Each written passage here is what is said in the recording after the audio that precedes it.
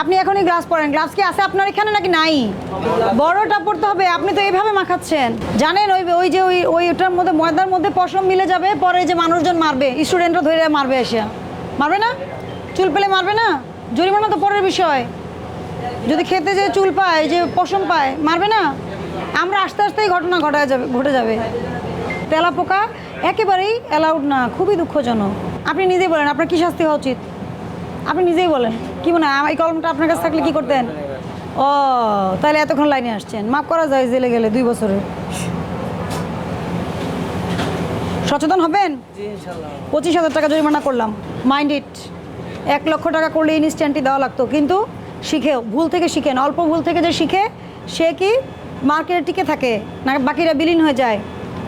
আর আমার তো বিচার করতে আসতে হবে না, এই যে ইউনিভার্সিটি আছে, ছেলেপেলেরা বিচার করে দিবে। খাবারও যদি তেলাপোকা আর চুল পায়, দুটোই কিন্তু পেলাম এখানে।